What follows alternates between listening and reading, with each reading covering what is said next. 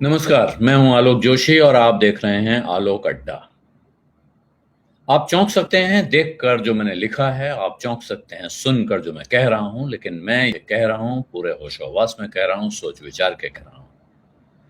प्रशांत भूषण को तो कड़ी सजा मिलनी ही चाहिए। इस गुस्ताख को कड़ी से कड़ी सजा मिलनी चाहिए मिलॉर्ड। ये मैं सुप्रीम कोर्ट से कह रहा हूं।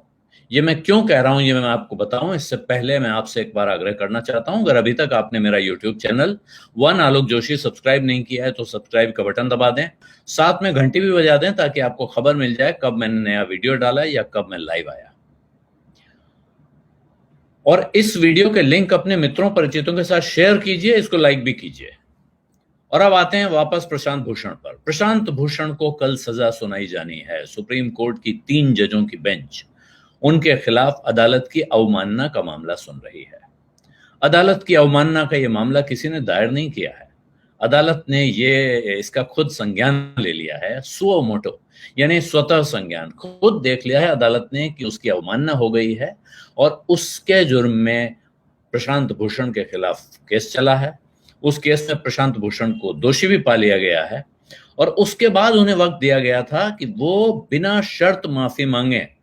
और आज प्रशांत भूषण ने सुप्रीम कोर्ट में उसका जवाब दाखिल किया है, जिस जवाब में उन्होंने लिखा है कि मुझे काफी दुख के साथ ये पढ़ना पड़ा, बहुत खेद के साथ, दुख के साथ मैंने इस अदालत का 20 अगस्त का वो आदेश पढ़ा जिसमें मुझसे कहा गया है कि 2-3 दिन का समय ले लूं और जो मैंने अदालत में बयान दिया है उस बयान पर पुनर्विचार करूं।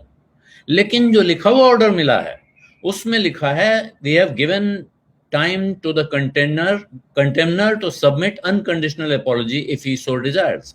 यानी कि जो जिसने अदालत की अवमानना की है, अदालत की अवमानना के दोषी को बिना शर्त माफी मांगने के लिए हम समय दे रहे हैं अगर वो ऐसा करना चाहें। प्रशांत भूषण ने आगे कहा है कि मैं अगर मेरी कोई गलती हो तो उसके लिए मुझे माफी मांगने में कोई तकलीफ नहीं है और ये मैंने इस संस्था को बहुत समय तक इसकी सेवा की है। और ये भी साथ में उन्होंने कहा है कि मैंने बहुत सारे महत्वपूर्ण सार्वजनिक हित के मामले इस अदालत में उठाए हैं और मैं लगातार इस भाव के साथ जी रहा हूं, ये भावना मेरे मन में है कि मैंने इस संस्थान से जो मुझे मिला है वो उससे कहीं ज्यादा है जो इस संस्थान को देने का मौका मुझे मिला है। इसलिए सुप्रीम कोर्ट नामक संस्था में मेरी बहुत आस्था है, गहरी आस्था है। और उन्हें लगता है कि सुप्रीम कोर्ट इस देश में जब मूलभूत अधिकारों का, बुनियादी अधिकारों की सुरक्षा का, उनके सम्मान का मामला आता है तो आखिरी जगह होगी और यही उन अधिकारों को बचा सकती है। और ऐसे में न सिर्फ प्रशांत भूषण बल्कि इस देश के लोग भी सुप्रीम कोर्ट की तरफ देख रहे हैं।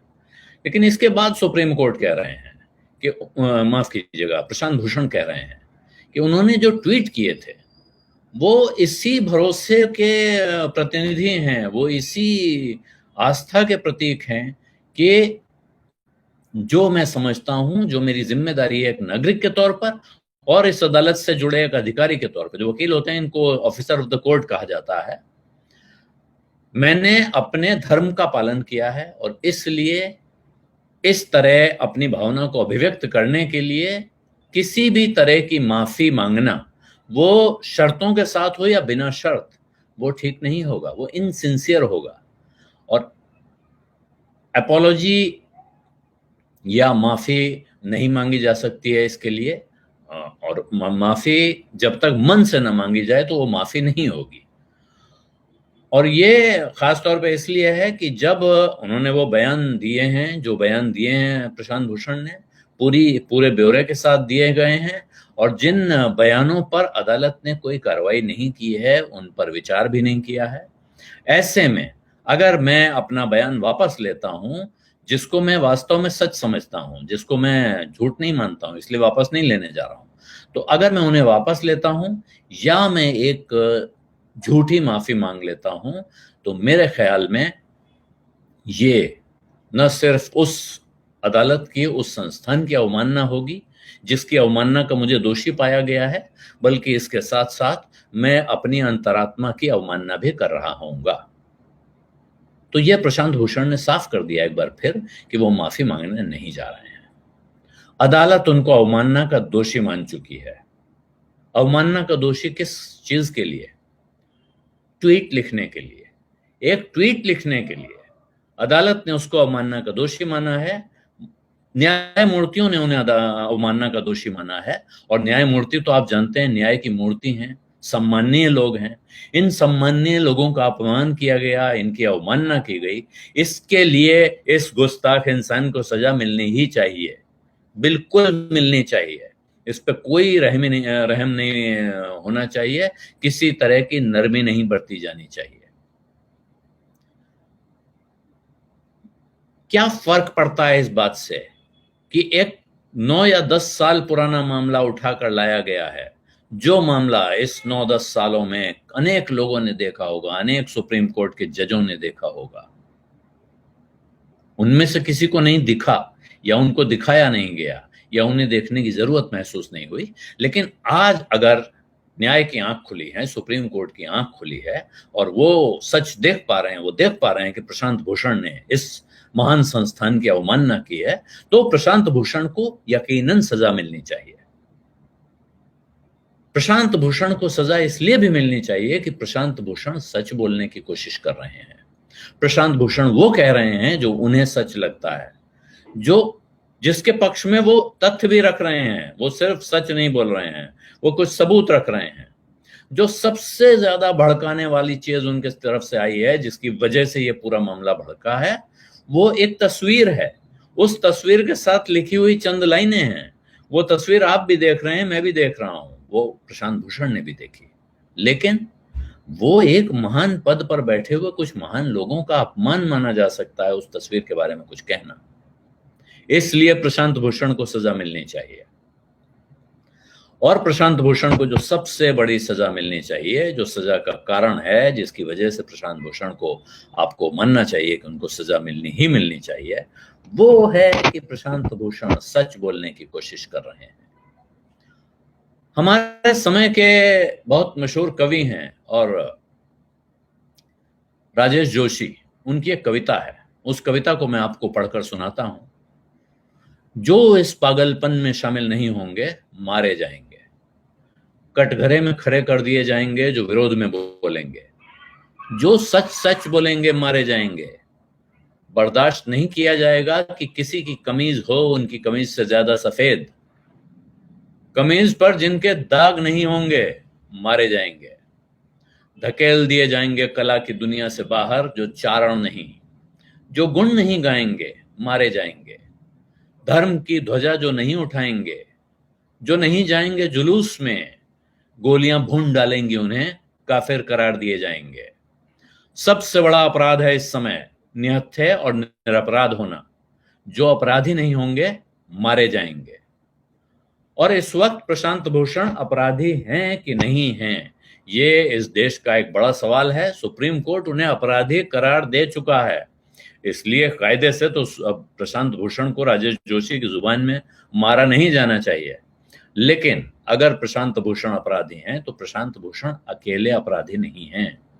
प्रशांत भूषण ने जो कहा वो बहुत से और लोगों ने कहा है, वो मैं भी कह रहा हूं, वो मैं भी कह चुका हूं। प्रशांत भूषण ने जितना कहा, जो कहने के लिए प्रशांत भूषण को अदालत की अवमानना का दोषी माना गया, मैं पूरे होशो-हवास में उसको दोहरा रहा हूं। प्रशांत भूषण की कही एक एक लाइन से मैं सहमत हूं। और अगर प्रशांत भूषण को उसके लिए अदालत की अवमानना का दोषी माना जाता है तो मैं भी अदालत की अवमानना का दोषी होने के लिए तैयार हूं। सुप्रीम कोर्ट मुझे जो चाहे सजा दे सकती है। और इसीलिए मैं ये नहीं चाहता हूं कि प्रशांत भूषण को सजा न हो, प्रशांत भूषण को किसी बहाने से छोड़ दिया जाए। प्रशांत भूषण को सजा मिलनी चाहिए। और प्रशांत भूषण को ही नहीं, हर उस आदमी को सजा मिलनी चाहिए जो इस वक्त कहीं भी हो रहे अन्याय के खिलाफ आवाज उठा रहा है, जो उसे दबाने की कोशिश कर रहा है। अगर इन लोगों को सजा नहीं मिलेगी, अगर ये लोग इस तरह छोड़ दिए जाएंगे, अगर इनके साथ शर्म की पर्देदारी होगी तो मुश्किल होगी, क्योंकि फिर हालात और बिगड़ते जाएंगे और कुछ लोग दाएं से कोई बाएं से निकलते जाएंगे। प्रशांत भूषण को जब सजा मिल जाएगी तो यह साफ होगा कि किन लोगों को सजा मिल रही है और कौन लोग अब नहीं बचने वाले हैं। जिन लोगों की आंख पर आज भी पट्टी बंधी हुई है, वो पट्टी तभी खुलेगी जब लोगों को सजा मिलनी शुरू होगी। ये कहने का कोई आधार या बहाना न बचे। जो पुराना एक नारा है जयप्रकाश आंदोलन के समय में उठा था, उसको मैं दोहरा रहा हूं और उसके साथ अपनी बात खत्म करूंगा। लेकिन उससे पहले आपसे फिर आग्रह करूंगा कि इस वीडियो के लिंक अपने मित्रों परिचितों के साथ जरूर शेयर करें और मेरा यूट्यूब चैनल वन आलोक जोशी अगर आपने सब्सक्राइब नहीं किया है तो सब्सक्राइब का बटन दबा दें। जयप्रकाश आंदोलन में कहा जाता था, सच कहना अगर बगावत है तो समझो हम भी बागी हैं, और यही मैं भी कह रहा हूं। प्रशांत भूषण ने जो कहा वो सच है और इसके लिए उन्हें सजा मिलनी चाहिए। मैं नहीं कह रहा हूं कि प्रशांत भूषण ने सच कहा इसलिए उन्हें छोड़ दिया जाना चाहिए।